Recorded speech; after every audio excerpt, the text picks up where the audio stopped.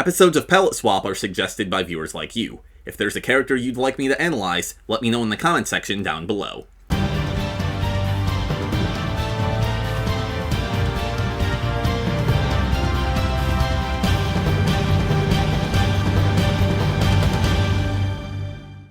Good morrow everyone, Silvershire here, and welcome back to Palette Swap, where I rank the costumes and character designs of your favorite fighting games. And by your favorite fighting games, I mean my favorite fighting games, and by my favorite fighting games, I mean Soulcalibur.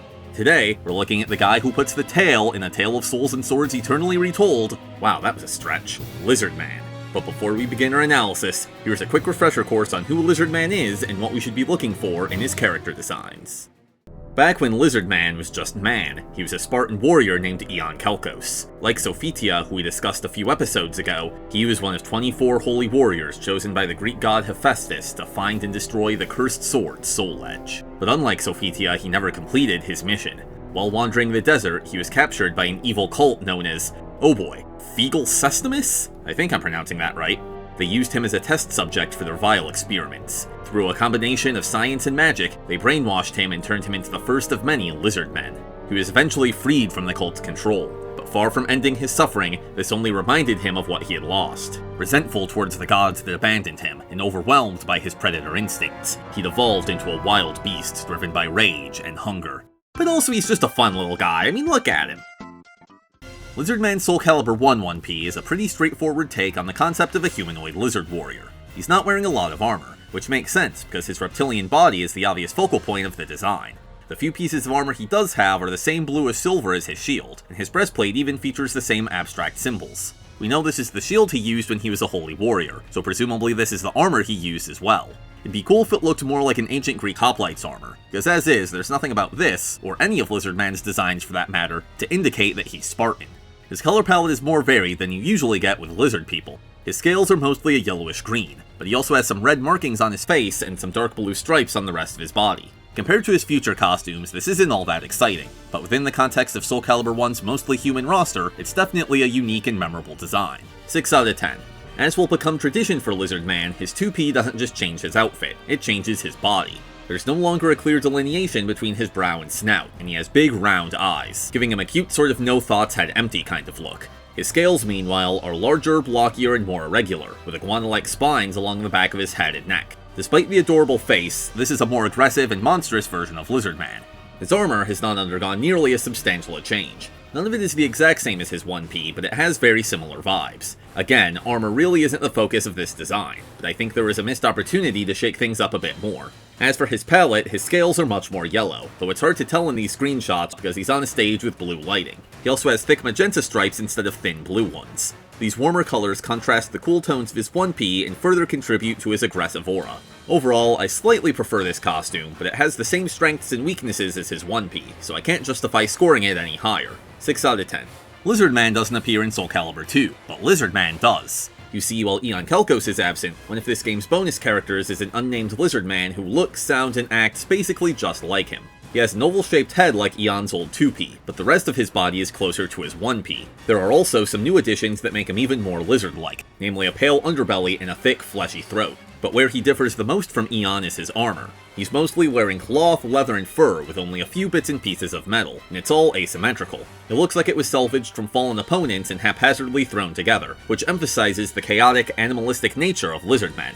However, much like Aeon's 1P, the symbol from his shield appears on his breastplate, so at least those two items came from the same place. His color palette is similar to both of Aeon's, but it's brighter and more saturated. He also has a realistic, splotchy scale pattern instead of clean stripes. It's neat to see this more beastly, primitive version of Lizardman, but it still isn't all that special. 7 out of 10. The upside to being a bonus character is that this Lizardman gets a bunch of alternate colors. The first recolor of his 1P is blue, red, and yellow, which forms a triadic color scheme. This light blue really pops and stands out from other Lizardman designs. 8 out of 10. The second is red, yellow, and green. Interestingly, when generic Lizardmen show up in Soulcalibur III, they use this color instead of the default. His red and yellow scales look fiery, and the green accents contrast against them well. 7 out of 10. His 2P is even more monstrous than Aeon's. If he was a few stories taller, I could imagine him being an enemy of Godzilla. He has a flatter, almost rectangular head, and sections of his body are covered in thicker scales with giant spikes sticking out. Perhaps because of this natural protection, he's wearing less armor, but the designer still managed to squeeze in his shield symbol on his knee. His palette is mostly a dark and desaturated brownish gray, but there are some splashes of red and blue, including a bright blue tongue. This is reminiscent of the appropriately named blue-tongued skink, which uses its eponymous organ to frighten predators. This costume sells Lizardman's ferocity in a way that I don't think either of Aeon's did in the last game. However, it might be a bit too monstrous. He doesn't really look like a cross between a human and a lizard anymore. He just looks like some sort of reptilian fantasy creature. 7 out of 10. The first recolor of his 2P is red, gray, blue, and yellow. Like the first recolor of his 1P, this forms a triadic color scheme, albeit a darker and less saturated one. His yellow tongue resembles that of the also appropriately named Yellow Tongue de Knoll. His palette looks good, but it's a bit too similar to the default for my liking. Aside from the yellow accents, it's basically just the same colors rearranged. 7 out of 10. The second is green, teal, orange, and purple. These are all secondary colors. Well, teal is a tertiary color, but whatever, which tend to be associated with villainy, so it's a fitting palette for the minion of an evil cult. Unfortunately, I couldn't find any appropriately named purple-tongued lizards. Gila monster tongues are kind of purplish, but not bright violet like his. This is more unique than his previous recolor, but I still don't think it's an improvement on the original. Also a 7 out of 10. Aeon returns in Soulcalibur III, having switched out his sword for a hand axe. He inherits the Soulcalibur II Lizardman's beastly features and gains a few of his own, including subtympanic shields. These are large, round scales that appear on the necks of iguanas, and apparently scientists are unsure what purpose they serve, if any. I think these were a great addition to Lizardman, as they ground him in the anatomy of a real animal instead of just a vague reptilian aesthetic.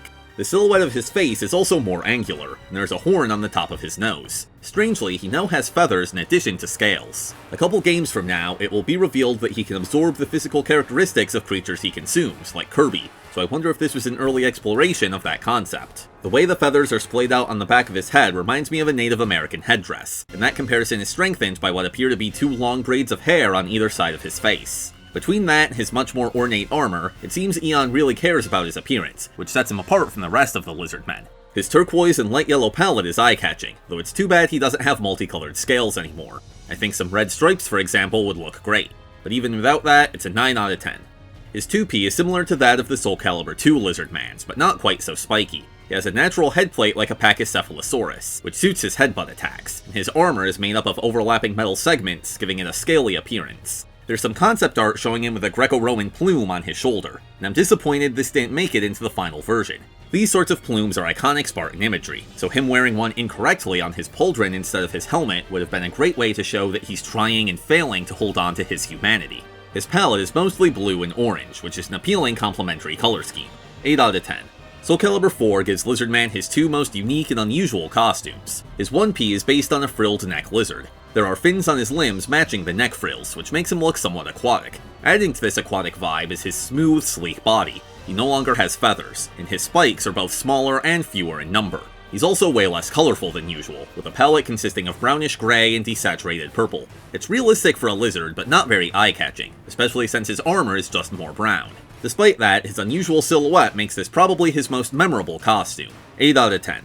His 2P isn't as drastically different as his previous alternate costumes. It replaces his neck frills with a Triceratops-style crest, adds some spikes to his face, and removes the fins from his limbs. Aside from those changes, it's a simple palette swap of his 1P. I like the more saturated rusty orange they went with for his scales, but both they and his armor lack accent colors now, so the entire thing is less varied. 6 out of 10. In Soulcalibur V, his Kirby powers have gone into full effect, so he's taken on the characteristics of his most common prey, birds and fish. He's not even called Lizardman anymore, because he's become a chimeric amalgamation of several different animals. This is an awesome idea, but I think more could have been done with it. At a quick glance, he really just looks like Lizardman but with wings, and his wings only come out during certain animations, so he really just looks like Lizardman. He does have gills and fins, but they're not super noticeable, and the latter are already a part of his Soulcalibur IV design, so they don't necessarily read as fishy. I'm glad the designers erred on the side of caution, because pushing his non-reptilian features too much could have made him unrecognizable, but it still seems like wasted potential. That said, ignoring his bird and fish traits, or lack thereof, we're still left with an excellent Lizardman. This design is based mainly on his Soulcalibur III 1P, but he now has vicious red claws, horns, and spikes all over his body. His armor looks ancient and evil, with tons of sharp angles and mysterious runes. It's once again all brown, but since his body is way more colorful than it was in Soulcalibur IV, that actually provides some nice contrast. 9 out of 10. There are seemingly no good pictures or videos of his 2P on the internet, but that's alright because it's just a simple palette swap. It's disappointing that he doesn't have a unique alternate costume, but at least it looks good. Orange and teal, while not quite complementary, contrast each other well, and I'm always a fan of silver armor. Unfortunately, he seems even less aquatic this way. 8 out of 10. Aeon does cameo in Soulcalibur VI, but he's non-playable and just uses the generic Lizardman model with his Soulcalibur IV armor slapped on top, so I don't think it's worth discussing. And with that, we have ranked every single Lizardman costume. I've always loved Lizardman because he's so different from anyone else in Soulcalibur. For the most part, his 1Ps got better over time, while his 2Ps got worse. But that's just my opinion, so what do you think? Let me know in the comment section down below if you agree or disagree with any of my rankings. Also, let me know which character you'd like to see next. For episode 35, we'll be discussing Maxi, as requested by Axel Hunter. In the meantime, thank you so much for watching, I hope you enjoyed, and until next time, I bid thee farewell.